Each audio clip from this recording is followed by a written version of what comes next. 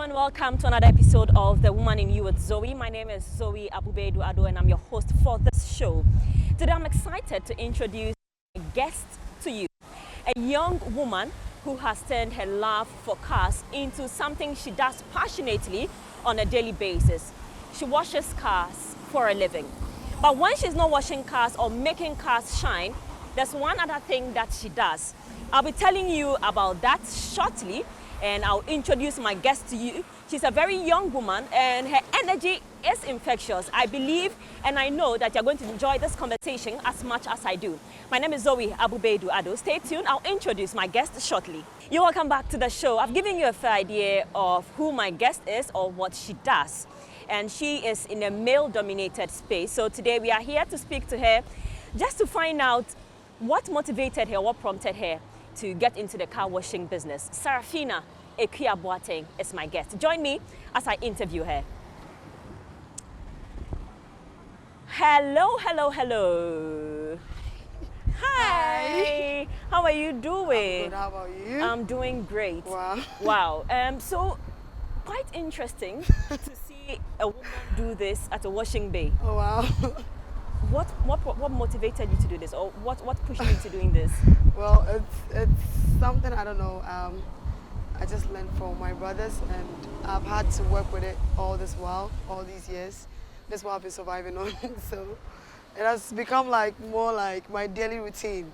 It's something even when I'm home, have nothing doing, even when I don't have work, I still come by because.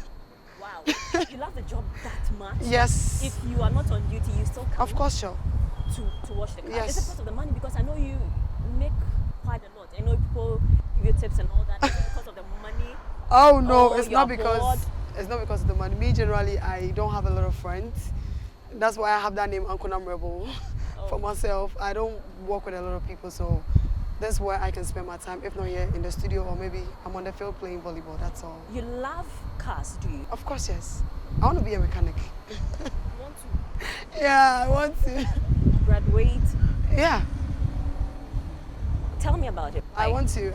I don't know, but after venturing into this job, I started doing this job at an early stage, and after venturing How into early? it, very. I think I was still in GHS primary school. Yeah. Okay. When I used to hang out with the guys at the washing bay. I don't know if you know this high life artist Nana Boateng. Okay. His washing bay is where I started working in Kumasi Highway, Abripo Highway. Okay. Before you get into that, I want us to sit down and then we have this conversation because I'm really interested in this particular one. You grew up in Kumasi. You mentioned Kumasi. Yeah, I grew up in Tapa, Kumasi, Sunyane. Okay. Those three places. Okay, so we'll delve more into that. So That's okay. We'll have a seat and then have more conversation about this. So That's I'll just fine. leave you to just do some finishing touches to the vehicle you're washing, and then we can okay. continue with the conversation. That's okay. Thank you for coming by. All right, so this is The Woman in You with Zoe. I would leave Saraphina for her to do her washing, and then I wish I could help, but this is not my expertise. I can try. Yeah. What do you want me to do? What? It's not much of a hard job. Okay, You just so have to the car. just wash it like you're washing bowls. Okay. That easy. Hey. Okay. Oh. It's that easy and simple. And so in a day, how many cars do you wash? It depends. Sometimes there's a lot of jobs. Sometimes you don't get to see even one car. So Oh wow. it depends. And if it's in the rainy season, nobody even comes to wash cars at all. Because when the rain falls, there are cars. Okay, so when I'm done with this, as in washing, Yeah. then I use the gun. You use the gun. Yeah. You have to wash off the water. You don't have to let the soap get stained on it. So how long can the soap be on the car? You don't leave it much for long. Come and see. Let me show you something real quick. Because I left it for long, you can see like The marks. Yes, it's drying up. You Okay. need to, once you're done washing, you need to just spray the water. So on this it. must be a speed work. Yes, it is. Wow. Okay. That's- So I'll leave you. That's okay. You continue and then. That's fine. I will- I need I to will- get you clean water. Sure, that's fine. So please stay with us. I'll wash my hands pretty quickly and then we'll continue our conversation. We'll have a seat and then we'll tell you more about who Saraphina is and where she grew up. And then I also mentioned that she does something else aside from the washing of cars. We'll delve into that as well. Stay with us.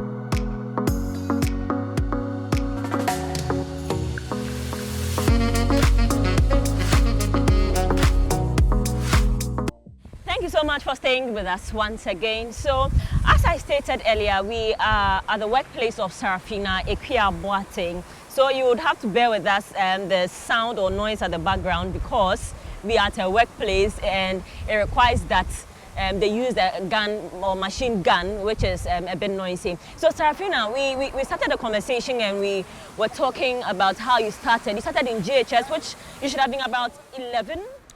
I was very young. I didn't go to school early, though. Okay. Yeah. Okay, where did you go to school? I started from Tepa Presby. Tepa, Ashanti region. Yes. Okay. Is that where you were born? Well, I don't even know because, you know, like, I don't even know much about myself like that. And I'm one person, I don't even try to know because where life, with the difficulties, I don't want to keep dwelling on the past. I just want to keep walking out there. All right. So you went to Tepa. Yeah, Presby. Presby. This is GHS. But what, do you remember where you went, your basic school?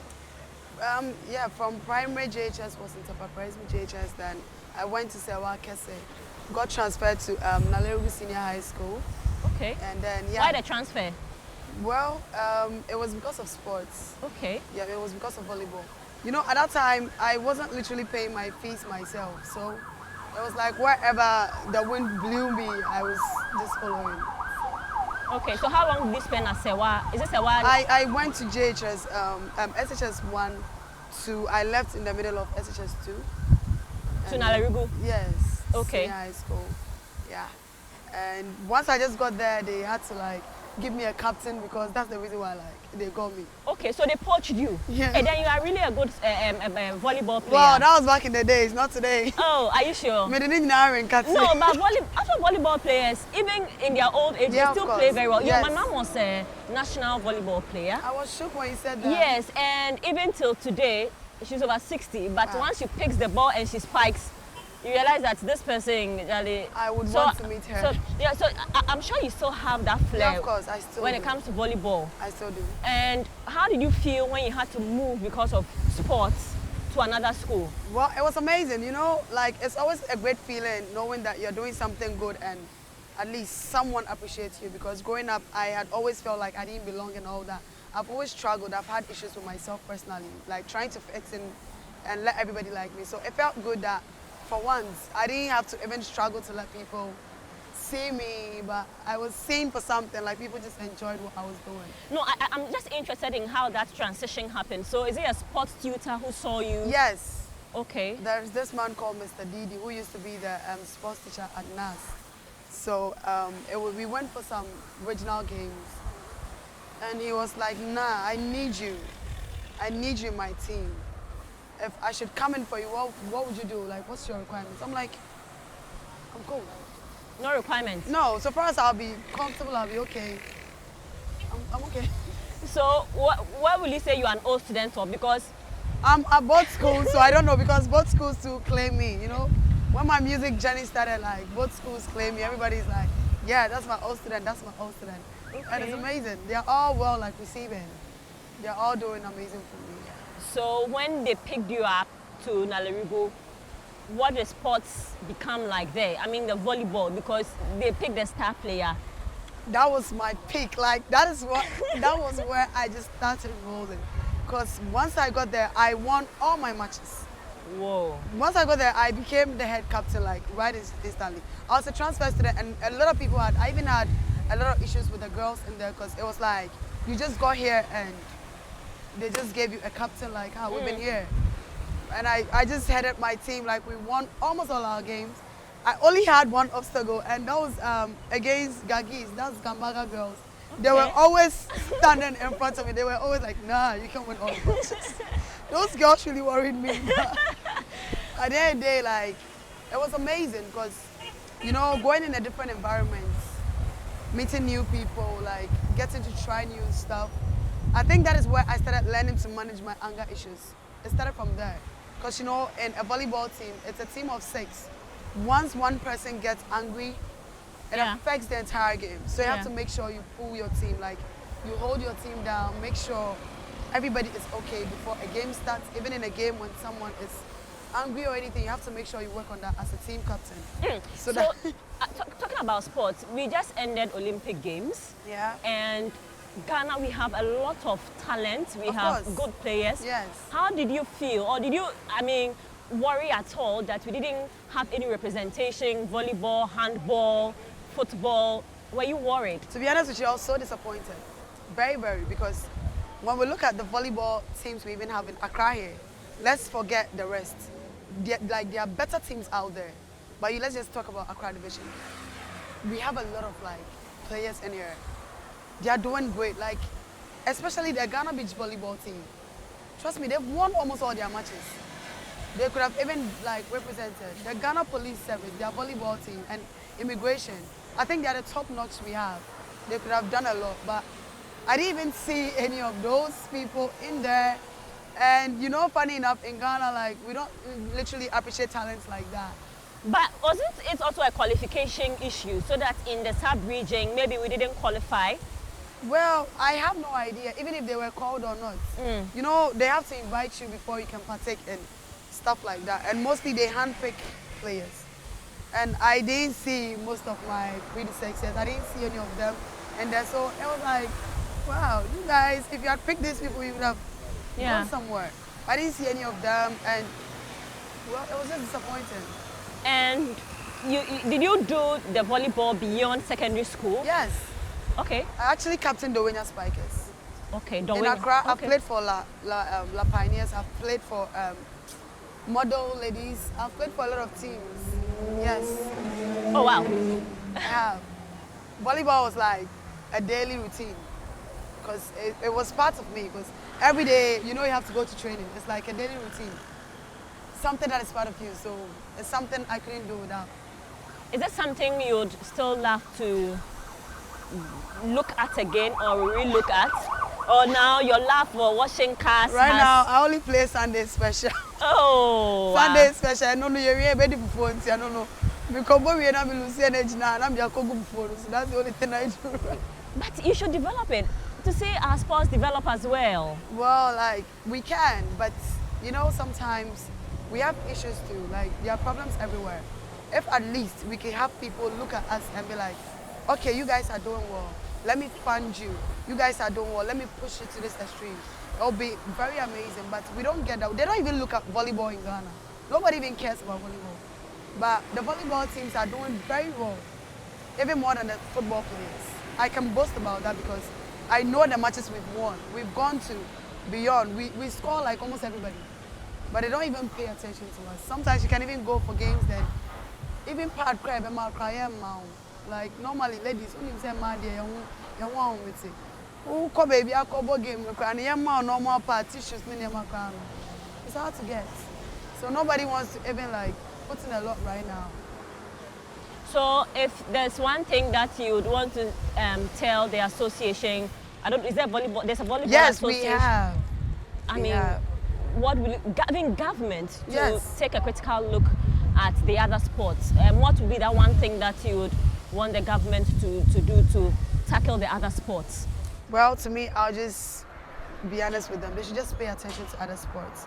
It's like we are all focused on football, football, football. Yes, we understand football is our main thing. But trust me, there are a lot of disciplines out there that they are really thriving. They are doing a good job. Because looking at the volleyball team, the Ghana volleyball team, that team is not a small team. It's not at all. For real, it's not like I'm boasting or something. Yeah. That's a team we shouldn't joke with. The volleyball team, it's a huge thing. It's a huge deal. And one thing I'm so amazed by is the fact that they all put in their all. When they are playing games, they put in their all. Even though nobody's even looking at us, but we put in our all to make sure that at least we win our games. They should pay attention, because trust me, we can do better. Right now, they are buying players from Ghana. We can do better for our country. They are buying volleyball players from Ghana, and we have them here, and we are not even looking at them. We can do better. They should just pay attention and look at us. That's all. Wow, great. So let's come back to washing your business. I'm interested. What did you tell your manager or your boss? How did you get into this space? How did you convince him? Because you see, this is work. It's routine work for people. Yeah. It's difficult. It's not something people love doing at all. It's a very hard job. Very, very, very hard job. It's not a small job. How did you convince him? Well, I used to roam about with my boys. I used to sleep with the boys at the washing bay. So I used to help them. That was those days. Life hasn't been fair to some of us, even though we are from good homes, but it hasn't been smiley. So I used to sleep with the boys at the washing bay. So when I come to the washing bay after school, they'll be washing out, go and help. So they started. And let me give a big shout out to one guy called Akua. He's the one who taught me, actually like took me and taught me how to wash, do everything. He taught me everything I needed to know. So I would go just help them wash, and that was just it. So the washing is not only about just I pick my normal soap, No. wash the car. No, you have to make sure the car is clean. Detailing. Details. You need to make sure you fix the inside very well. And before a customer even washes a car, you have to ask, do you want to do the full interior? Do you want to do under? Do you want to blow your engine? You have to ask if it's a full service. You know, people just come in, they'll just wash the body. Like, the body is different. That's a very easy job to do. But like, sometimes it goes beyond. I want to fix my engine. I want to scrub my carpets, like inside, everything. That also comes with another stress. So you need to ask before you go ahead and do a job. You can't just do a job without like someone knowing the cost or like knowing what goes in there. Yeah. Is it tedious? I mean, when it comes to the physical strength, is it something that requires so much energy? Yeah, it is. Tell me about it. Talk to me about it. The rest is very easy to scrub do the interior too is very hard. It requires a lot of energy because some people don't keep their cars clean. And you know, if it's a parent who have kids, you know, kids do litter around a lot. You need to make sure like you clear everything. And then the gun also comes with another stress. Your shoulders, by the end of the day, your shoulders like... The machine gun? Yes, the machine. Wow. Your shoulders, you have like all these stress, your shoulders, your ribs. So you need to be working out. Like, even if you wake up and you can do like 10 arm press in a day before you start work, I would advise you to. It's because it's not easy. Wow. So how do you convince your customers? Because I'm sure some will walk to the washing bay or drive their cars in, and then, you know, the way you rush. Oh, so this is my car. Do they easily open up to seeing a woman wanting to wash their cars It's for difficult. Some of them are very difficult to deal with. But some of them are like, oh, okay, let the woman do it. Yeah, but most of them are very difficult. They're like, can you really do it? Are you sure you even work here? It's difficult to even get customers, like, sometimes. But like, ever since I established myself here, this space, I've been working here for 7 years now. Ever since I established myself, like, I've been working for people, and I've gotten like people who would be so genuinely, like, generously to call you that, okay, my car is dirty, come and pick my car. Where are you?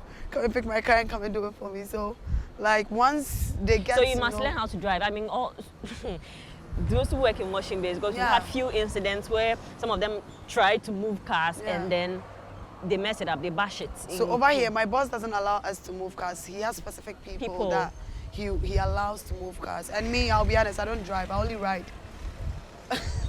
Only ride, I don't drive. Okay, what's the difference? Well, like riding, I don't know, I just feel so comfortable with riding a motorbike. Like, okay. I'm a cyclist, that's what I do mostly. But driving, nah, that's not my thing. Okay.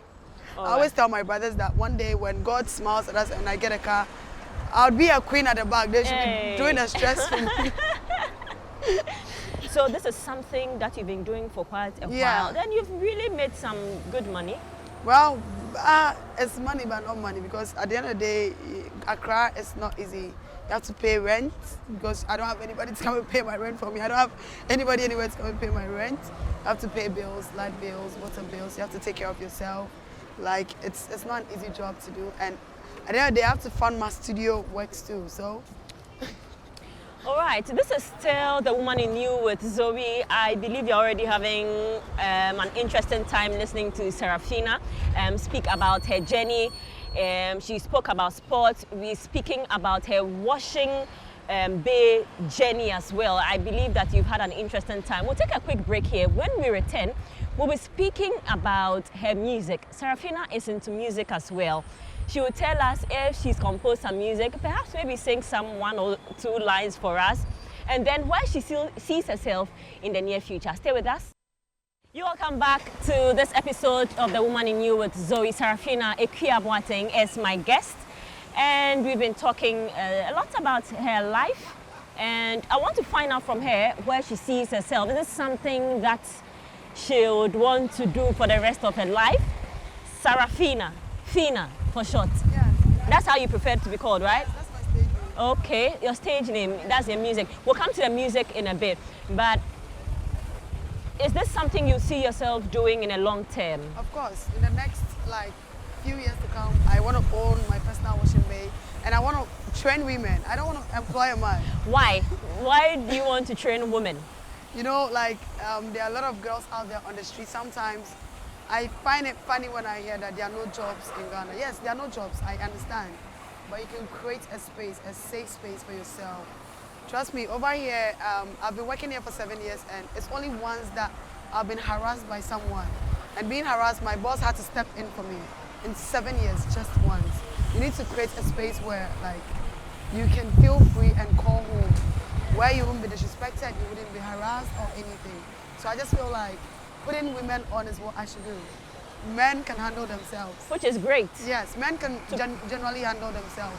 But women at a point in time when they are stuck and lost, they don't know what to even do with their lives. Like a lot of these young ones, you see them out there and it's just funny seeing them saying that. Do you see a lot of these young girls? I mean, you didn't have it easy growing up. So how do you feel when you see these young ones on the streets?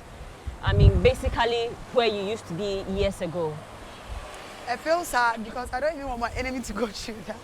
Like, even my enemy, even if I hate you, I don't want you to go through what I went through.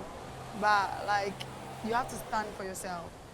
That's why a lot of people see me as someone who doesn't like asking for help. It's not like I can do all by myself, but I've learned to depend on only me. Yes, yeah. I've learned to depend on only me, even when I don't have food. It's only me at the end of the day. Even when I'm sick on my bed, it's only me. No, but you need people around you. I know. I'm now trying to loosen up. Like, I'm now trying to let my guard down a bit, because it's always been me, like, from day one. So it's hard, but I just feel like you have to toughen up when you're out there. If you don't toughen up, you're going to venture into stuff that you would regret later, things that you wouldn't want for yourself. So I just feel like, I just want to tell them that it's hard, but just stand strong. You can do it. I've passed through that too, and you can equally pass through it. All right, so let me find out, is washing cars something that Ghanaians do very often? Me, for instance, I mean, it's quite even hectic driving the car to the washing bay. It's a lot of work. Do Ghanaians frequent washing bays often? I mean, yeah, very frequent. They do. Do you have people who come very often? Yes, like they do. Like, we have people who comes like every single day. Every single day people come and wash their cars? We have some customers who come every single day because once they see a little dirt in their car, they don't like it. Even when you're washing the car and you accidentally step on something, they're like, hey, take off your slippers. Oh, wow. Yeah, we have people who comes and they, like 7 days in a week, they do. So you have people who come here like, on a daily basis, yes. on a regular basis? Okay. Do we have seasons when it comes to washing the vehicles? Because there are some seasons where... Yeah, of course, that's true. So talk to me about that as Sometimes, like when it's like in the rainy season like this, it's hard to get jobs because God naturally washes all the cars in their houses. So nobody even wants to... It's not because even if I wash it, I'll just go into the mud. The way our roads are designed, our networks, yes. I mean road networks, it's muddy. They will still not come. Yeah, that's what I'm saying. So yeah. I won't come because it will still be muddy. In the rainy season, it's so hard. It's difficult to even get like, if you get 10 cars to wash it, they thank God because it's very difficult to get in the rainy season. During those times, what do you do? Well, we just hang around like that and depend on maybe most of the customers that do call us to come pick their cars. We have like a lot of working class people who come here a lot, so they are always calling. They don't come personally. Okay. They actually call. So I always go in with my supervisor to go and pick them because he drives, I don't. Okay. We always go and pick their cars and wash after cleaning, then we take Which is them definitely at extra cost. Yes, some of our customers are very generous and they are very humble. You do music as well. Yeah. How are you balancing the music and the washing of cars? Because music also requires that you spend so much time in the studio. How are you doing or balancing these two? As you can see, I've not even slept. I was telling you, I've not even slept. My boss is so generous. I told you he's like an uncle. And anytime I have like, he knows I go to the studio from Thursdays to Saturdays. I don't come to work. Every Thursday to Saturday? Yes, I have to go to the studio and attend to my work. And if I have shows to, I tell him, and he's like an uncle. So anytime you come, boss, like, and then if say, we will show, and I will say, he's always free, like, he's always like, okay, go and do what you have to do and come back, yeah. So sometimes when I'm out there and my customers call, all I have to do is redirect them to somebody else to come and do the job for them because I might not be available.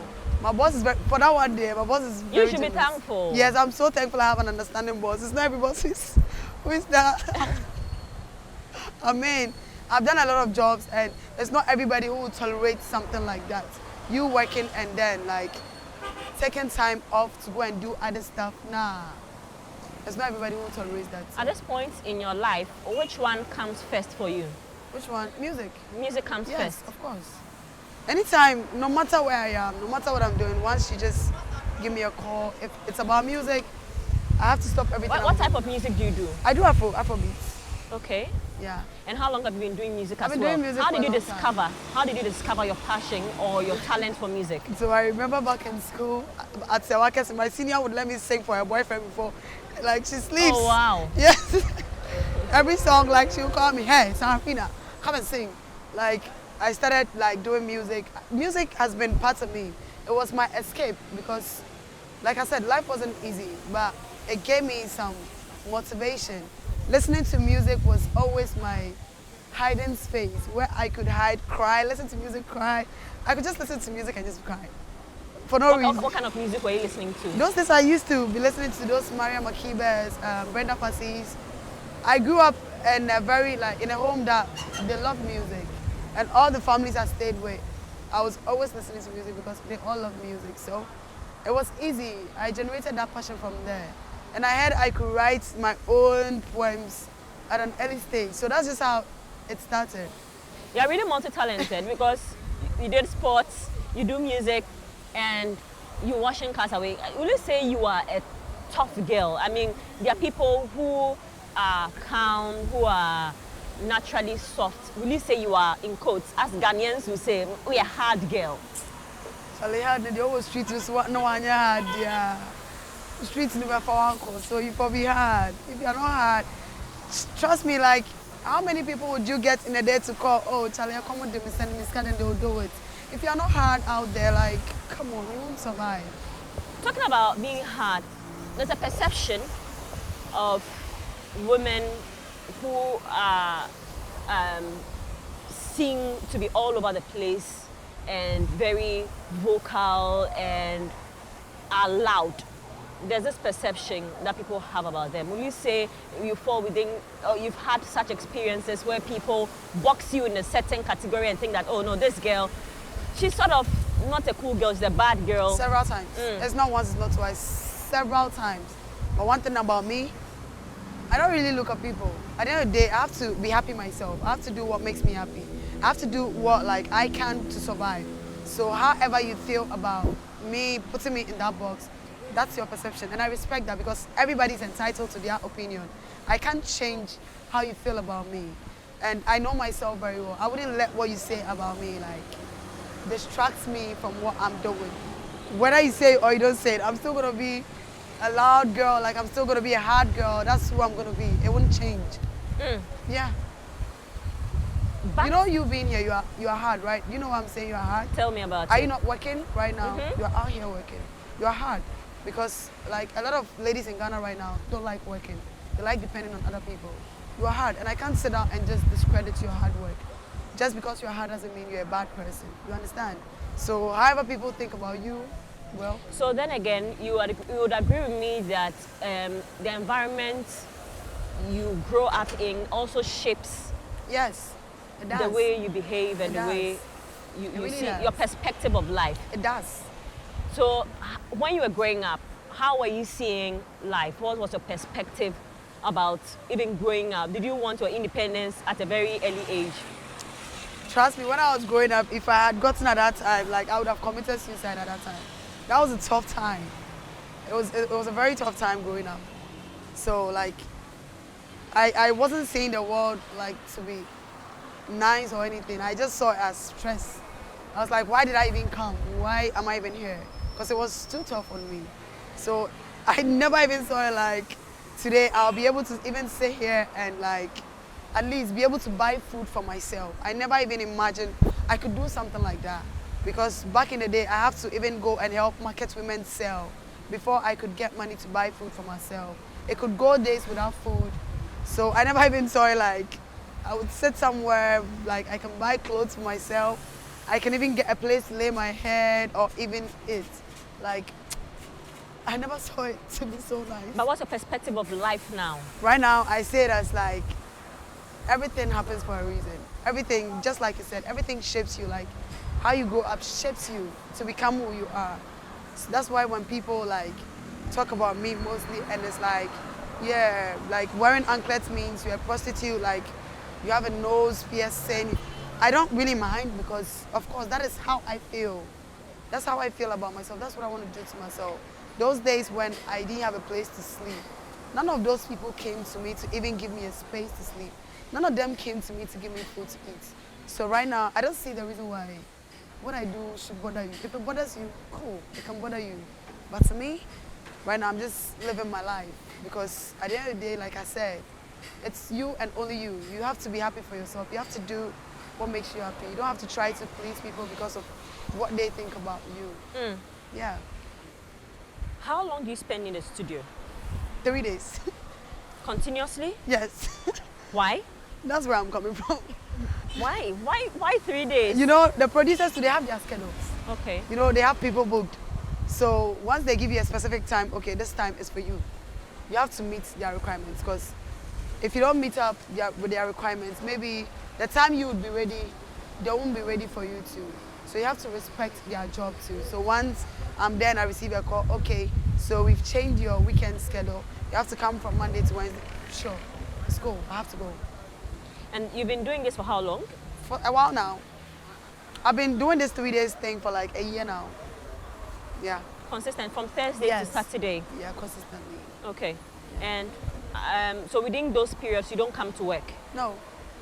Okay. I don't come. It's only maybe when it's very important because sometimes boss is not around and he would ask us to do certain stuff. And he always wants the supervisor or me to help out with certain stuff. So if he's not there and it's that urgent, they have to come. Hey, if your boss entrusts the whole place to you, then it means he really of course, loves the job that you do. Yeah. Women empowerment. You're really doing a good job, I must say. I mean, I've seen you doing the work you do. And I mean, I say it's not easy. Where would you want to see yourself, apart from setting up and seeing women run the company that you want to establish or the factory that you want to establish? Is there any other thing? The music, where do you want to see the music? Music. Because you said it comes first. Yeah, like I really like, I grew up from a space, everybody who knew me when I started my musical journey knew that I used to be that one who liked to sing about sex and all that. I still do. Right now it's limited, like, I don't know. Your like, perspective has changed? Yes, it's not like it changed. I'm still doing those kind of songs. Why? Why do you choose such songs? Well, when I'm in my head and I'm happy, I just feel differently. Like, I just feel like there's nobody in this world aside me when I'm in my head, you know? You have those times, those moments where you just feel like, this is me. It's only me in this world. There's nobody else. So when I'm in my moments and I'm in my prime, like, I just feel so excited and my excitement gets me into something else. Yeah, that's why. It's not like it's a personal reason, but my excitement just gets me to a different space. All right, you're still listening to The Woman in You with Zoe, and we'll take another break here. When we come back, we'll wrap up this conversation with Saraphina, Akua, Boateng. Stay with us. Hello there, welcome back to The Woman in You with Zoe. We are wrapping up our conversation here for this particular episode, and I want to find out from Saraphina. Now, the kind of music that you do, don't you think Ghanaians are averse to such things. They dislike such things. I mean, do you think it will sell? Because you're a very young lady, Yeah. upcoming. Have people even bought into the kind of music that you do already? Yeah. What kind of people? Well, like, you know, like I've already like established myself like in some point. Yeah, I have. So like I have people who really, it's not like it's sex bad songs.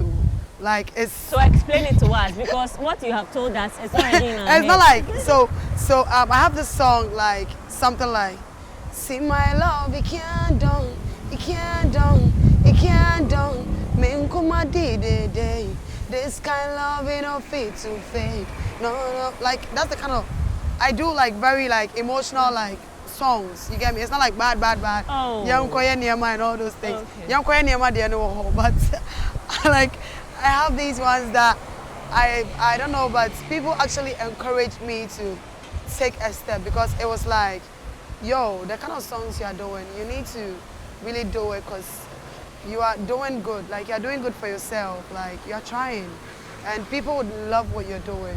Where are some of the places that you've performed? A lot of places. I've performed at the Ghana DJs Awards. I've performed at what's the name? Golden Movie Awards. I've performed at Republic. They just did their anniversary 2 years ago. I performed there. Like the performance there, a lot of spaces. Hey, Just I like see. a month ago, I performed at Zen Gardens, Okay. and I think that's where I met Miss Apioko because there was a social like workshop for artists on that stage. So you're a budding artist. Would you consider yourself a budding artist, or you see yourself established already? No, I'm now still trying to find my foot. So in the next few years, if we have a music awards show, the biggest one we have in Ghana, you want to see yourself as one of the budding artists. You know, we have a category for upcoming artists. Yeah, on song categories and all that. Well, awards, I don't lie to you. I've not literally sat down to consider awards right now. Because like, for real, like in Ghana. But in the near future. Oh yeah, if it happens, if God willing it happens, cool, like, we would accept it. If it doesn't happen to. Is that somebody musically you look up to? So, Amanziba is my godfather. He trained me. He's the one who groomed me when I was beginning. So, I've always been looking up like to him, like for a lot of stuff. I've always been leaning on him. Any advice, even when I make songs, I let him listen, and he's always like, you're doing those Gen Z music. Those Gen Z musics are not my thing. But like, there are some too, I get positive feedback from him. He's like, yes, we need to rework on this song. Try and work on it for me. So he's someone I really appreciate so much. I look up to him because he's one of our predecessors, like who has done well.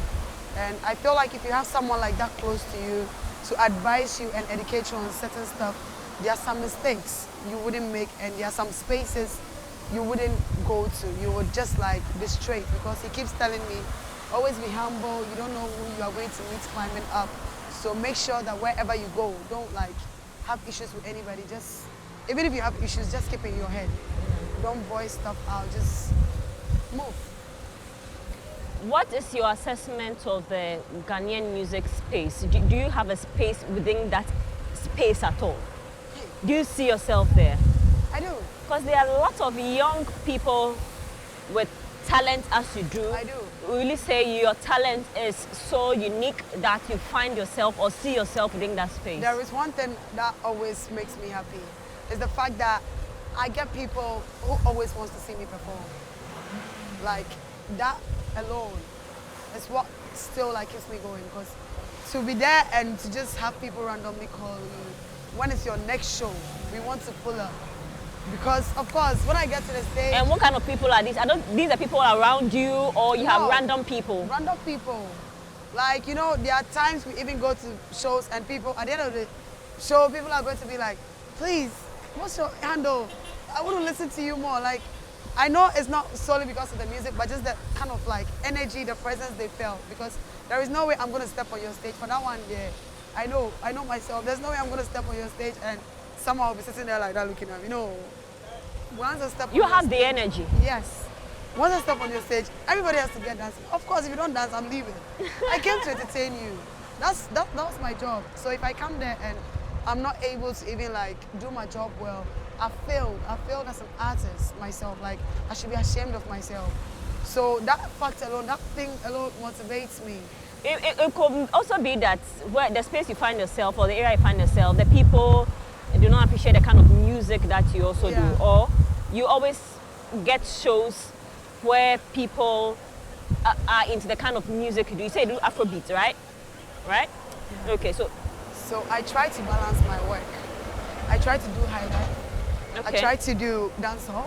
Okay. I try to do all kinds. So you adapt to the environment. Yes, so that you know you can go and sing. I have a song called Yankotia. I can't go and sing Yankotia in front of the president, but I can go and sit in front of the president and sing Tengana no de buy house, make chamenu. I can go and sing such a song because it's a highlight song. I know he would groove to it. Like you have to adapt. You have to know where you're going. Before I even choose my songs to perform, my brothers help me. We kind of look at the space where we are going first and what we should do. You have to look out for the environment and the people attending before. You don't just wake up, then you are called anywhere, then you just go and just do any type of song there. You have to know what to present at any point in time. You get me? Because trust me, I can't go in front of the president and go and sing Koyo Beda over there. But if he calls me right now, I can go and sing every time I do it. Set up them falling. Say now God go make me beg. Yes, now God then make me beg. You get me? Like you have to just look around. Is that your own song? Yes, all the songs I'm singing are all my songs. Okay, so sing the last one. So I just dropped Only recently, and I'm preparing to drop my upcoming song called Chant. Which is your favorite so far? Well, right now, I'll say Chant. Okay. The one I'm about to release next. And will you want to give us a teaser? A teaser, just a teaser. Okay, I've lost my voice, but I can give you. So it goes like, over me, cho. See, I want to say something. See the way you turn me on. Yeah, I want it right now. I go make you move right now. You go scream my name. Let me not go deep. Hey. All right. Is there something you would love to say to young women out there? Because you spoke to me, you ended at secondary school. Do you see yourself furthering your education? Or once you have seen the money, once you have a mindset of entrepreneurship, that is what you are going to tackle and that is what you are going to do? I feel everybody, even if you are going to school, you have to find one handy job. Like, just find something to do. Start learning something. Because sometimes it's not like you're not intelligent or something. It's not school that would make makes you intelligence. just at least find a handy job, something that maybe after school, who knows, you can do with your hands to at least help you support a couple of things you do, because it's very important. If I hadn't done this, trust me, I would have thought that school was everything, because in my family, it's a book-long family. You know, they are the people that go to school. But acquiring knowledge is yes, I'm the only black sheep who like actually deviated from all those things. And I want to be a mechanic, like I said. Okay. My boss has already taken me to a space. He has gotten me a place at the workplace. Okay. A mechanic shop at Laboni. So okay. I have to start that's interesting. Yeah, my boss personally took me to. Where did you get that passion from doing a mechanic? From here, you know, sometimes I go over there and help them. Where we wanted to do the interview, sometimes when they are changing oil, they are fixing a couple of things, I go there. So like, it was just like, let me learn it. Like having that part to be part of this is going to be amazing. So you started schooling. Have you started the mechanic I've not job? Started, though. Okay. You're hoping to? Oh. No, I'm working on my EP currently, so I'm just trying to focus and make sure like I get everything set before like I start, because working on that too, I don't want to be going and it will be breaking, say, maybe an for the next 1 week. You know, that is a tedious job too. And if you want to learn, you need to be very attentive. You need to be there like 247 to be able to do what you have to do. So I'm just praying I finish with everything, I wrap up everything quickly and start learning. How have the men around you here helped you or shaped you in the job that you do? Have they been very accommodating? They've been very supportive. Trust me, there are days that they even come all the way to Abushi to my shows. Like, there are times when you don't even call them, like, let's go here. You'll be there and inbox, they'll call you, Charlie, your kids now no more. Then, like, they'll pull up. They've been so supportive. Over here, they protect me like their own. Like, no one comes in here to harass me, or like nobody even talks to me anyhow. Anytime a customer tries, we've had a couple of people be like, how much would I pay you to get to see you in my bed? And the way they will get pissed off over here sucking that person, if you don't go out, we will break your car. Like, they've been so accommodating, they've been so amazing. Every family fights, it's normal, but trust me, like, I'm proud of them, I'm happy to be with them. Like, you see them just like that, but they've been great. There are days I come here, I don't even have money to eat. Whoever goes to buy food has to buy extra for me. Like, they've been so amazing, and I'm really grateful to them. They've really held me down. Thank you so much for speaking with us, Saraphina. It's been a pleasure speaking with you. Thank you too. And we are hoping that the next time we get to do this interview, you'll be a mechanic as you wish. And we are hoping to see you establish your washing bay company. Amen. And hopefully I'll see if I can come and get a job. Hey, can I pay? Thank you so much. I do hope you had a great time with this particular episode of The Woman in You with Zoe.